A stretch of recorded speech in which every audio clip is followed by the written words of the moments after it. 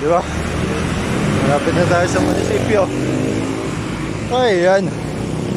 Kakayanan natin yan. Sa tulong ng ating ama. Di ba, Mambalal? Kaya ko to. Kahit medyo malayo. Tara. Okay na guys. Andito na tayo sa barangay. Ay, sa munisipyo ng Rodriguez. Lakarin pa natin ng konti.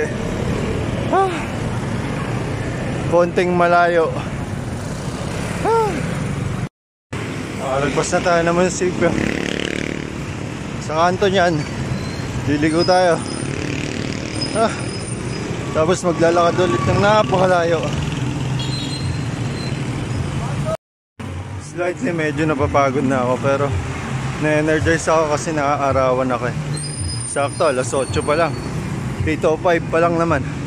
Diba? Kaya okay pa yan. Pero pag bandang alas 9, masakit na yan. Kaya ulit. Yan na yung liguan. Wait lang, bababa lang muna ako.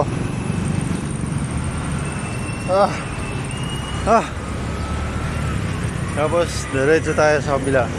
Dito sa kanan. Okay na guys. Hanggang dun sa may Arco ng San Jose tayo maglalakad. Diba? Pero lilipat tayo sa kabila. Pagod. Ay guys, nakatawid na tayo dito sa kabila. Parang mas lumalamig. Nawala kasi araw eh. Hindi ko sure kung kita na yung bundok eh. Pahinga lang ako saglit tapos diretso na tayo ulit. Ramdam na yung pagod. Nawala kasi yung init eh. Pero konti pa. Malapit na rin naman tayo. Ang ganda, may bagong mall na pala dito. Centro Mall, Montalban. Diba? Malapit na rin naman. Medyo malapit na rin naman. Tapos magpapalit lang din ako ng damit kasi pawis ako eh. Kasi nawala yung araw. Kaya ramdam ko tuloy yung pagod. Kanina nung walang araw, tuloy-tuloy tayo, pero ngayon nanghihina ako. Malayo rin kasi. Pero ang ganda naman ng bundok. Diba? Nakapanghina. Araw, asan ka na? Nagtago bigla. Okay na guys.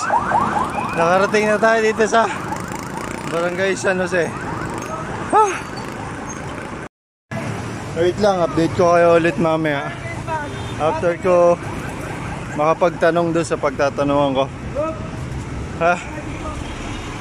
Bibihis lang din muna ako ng damit. Kasi basa ako eh. Mamaya ulit. So okay na guys, nakapagbihis na tayo ng sando pa rin. Kasi nga medyo malamig daw doon sa loob eh. Kaya kailangan natin magpalit ng damit. Tapos yung araw, ayaw na talaga mapakita. Kaya update ko kayo ulit mamaya. Ay guys, nakapagtanong na ako. Grabe, ang mahal. Ang laki. Diyan nga pala ako nagtanong. Ang mahal ng pa-open account 10,000 daw. Saan naman ako kukuha nun? Wala naman akong ganun kalaking pera. Kaya pupunta na muna tayo ng palengke dito. Titingin tayo ng pwedeng ulamin. Medyo malayo pa tayong palengke. Dito tayong pupunta. Kaya tara. Hindi ko alam mo kasi yung pupunta dito ng palengke. I mean, hindi pa ako nakakapunta dito sa palengke. Kaya hindi ko sure. Mangangapa tayo. Makikita din naman natin yan, di ba? Ito na tayong palengke. Itong kahaba na to, di ba? Itingin lang muna ako ng ulamin namin. Malaki rin pala itong palengke na to. Pero hindi na natin dapat pumasok dun, di ba? Kasi anong oras na eh. Wait lang. Hindi daw papasok pero nandito na sa loob. Di ba? Malaki rin pala siya. Yun pa yung mga isdaan. Wait lang. So, okay na guys, bumili lang tayo ng gata. Puso ng sagi, luluto natin. Para masarap, di ba? After nito, uwi na rin naman ako. Grabe na init. Alas 9 na pala. Ganda ng bundok. Abangan tayo tricycle. Update ko kayo ulit mamaya. Okay na guys, tricycle na tayo. Tsaka diretso ng lower stop. Diba?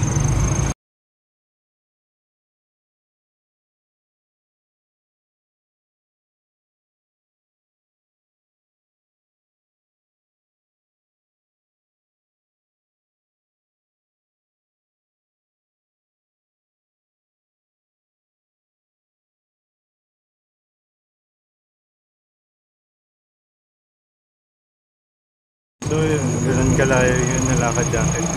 Bababa na kasi ako dito sa Total. Kaya mamaya na lang ulit dito kayo. Hi guys, dito na tayo sa Total. Ang init na. Grabe na init. Kasakay na rin ako ng tricycle. Para makauwi na tayo. Oras na. Okay na guys, tricycle na tayo. Grabe init. Sin. Mamaya na lang ulit kapag nasa bahay na. Ganda talaga ng bundok. So guys, pero wala na mas gaganda pa dito. Salamat po ama. Salamat po sa pag-iingat mo sa akin. Hi guys, dito na tayo sa aming tahanan. Maraming salamat sa ating Panginoon Diyos sa patuloy niyang pag-iingat, pag-alalay sa aking ginawang paglalakbay. Paglalakad ng napakalayo. Diba? Yan naman. Thank you rin sa inyo, sa lahat ng mga sumama. Thank you guys.